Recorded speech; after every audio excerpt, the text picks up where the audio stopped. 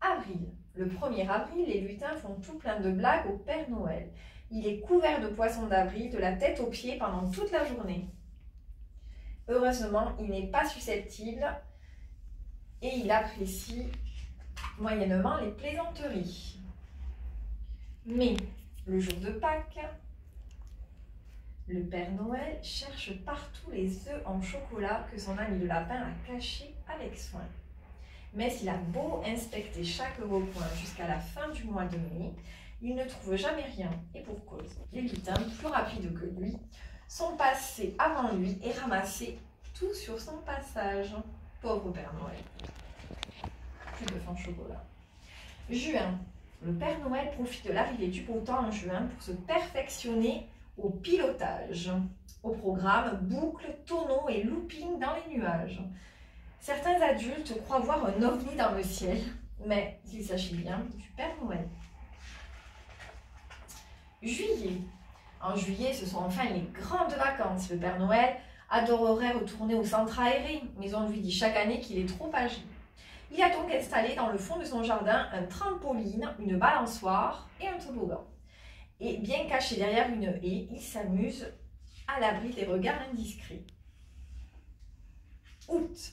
Le Père Noël part toujours en voyage au mois d'août, mais il est obligé de s'installer sur une île déserte pour ne pas être reconnu. Tu ne me croiras jamais, il ne sait pas nager.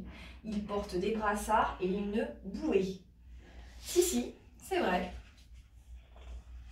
Septembre. En septembre, finit les vacances. Le Père Noël ne va pas à l'école, mais il prépare déjà sa prochaine tournée.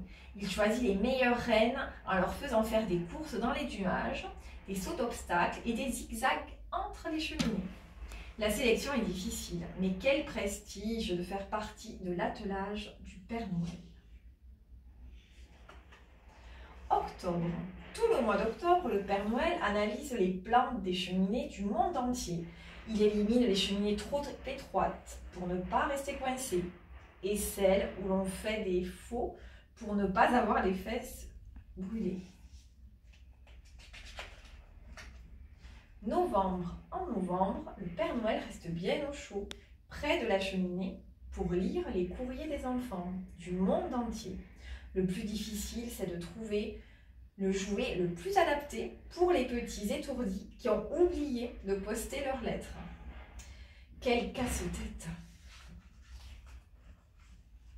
Décembre. Enfin arrive le mois de décembre et c'est bien sûr le mois préféré du Père Noël. Il s'est préparé toute l'année pour le grand jour de Noël, ce moment si particulier où il va enfin pouvoir faire ce qu'il aime par-dessus tout. Gâter les enfants du monde entier. Merci Père Noël. Merci Père Noël.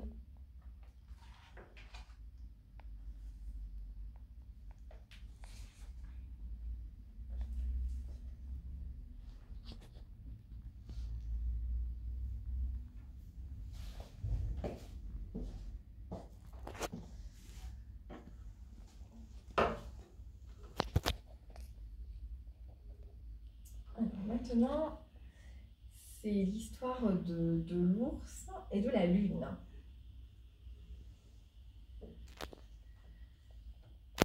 Ici même, le soleil est froid. Lorsque l'hiver arrive, la nuit est plus profonde que la plus profonde nuit. Elle dure des mois. Pas un éclat, pas un bruit, juste la bise, le frisson des glaçons sur la banquise et la lune, toute seule dans le ciel, qui aimerait un peu de chaleur, un peu de douceur. Au bord de l'océan gelé, l'ours passe, tête basse, pattes lourdes, sur la glace. Il s'ennuie dans la longue, si longue nuit. Il rêve, l'ours polaire, de voyage et d'amitié, de nouveaux paysages, de couleurs parfumées et de lumière. La lune, au ciel accroché, regarde l'ours marcher. Dans le miroir d'eau glacée, l'ours voit la lune briller. Lentement, il lève le museau, doucement, elle glisse de là-haut. Sur le dos rond et lisse de l'ours pose la lune, comme une caresse plus légère qu'une plume. Ce qu'elle est chaude, ce qu'elle est douce, la fourrure, murmure la lune. Ce qu'elle éclaire, ce qu'elle est pure, la lumière, dit l'ours. L'une éclaire l'un, l'un réchauffe l'une. Leurs rêves roulent et s'enroulent à l'unisson. La lune fond, fond, fond, devient croissant, barque d'argent. Bercé par les courants d'air, s'envole le bateau lune et l'ours polaire, de l'autre côté du monde, à l'envers de la terre.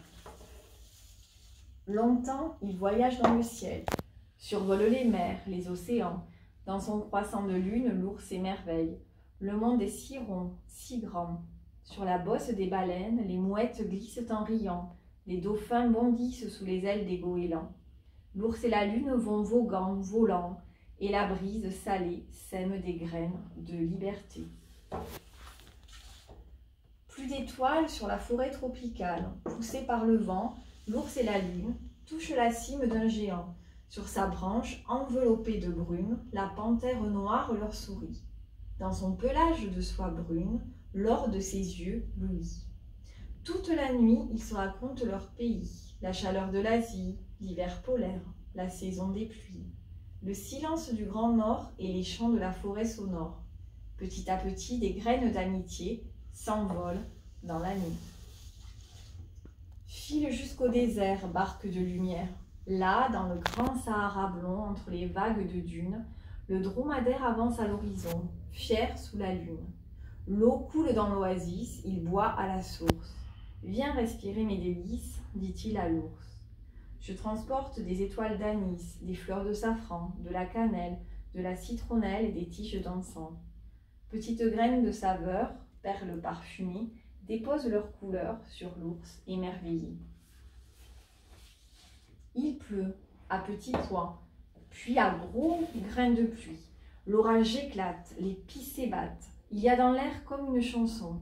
Le bateau lune se faufile sur les tuiles de la ville. Roux, roux, l'ours, roucoule le pigeon. Pataugeon, barboton jouent ensemble à saute-poisson. L'ours devient funambule et s'amuse sur les toits, entre les gouttes et les bulles qui s'égrènent de joie. Plus tard, la lune vient s'arrondir au-dessus du grand cerf, et le temps d'un sourire dépose l'ours polaire. Sous l'érable vert, dans les herbes qui frisent, le roi de la forêt, le prince de la banquise, enlacent leurs pas, mêlent leurs traces. En eux résonne toute la sagesse du monde. Lorsque l'ours part, des graines de souvenirs se nichent dans sa mémoire.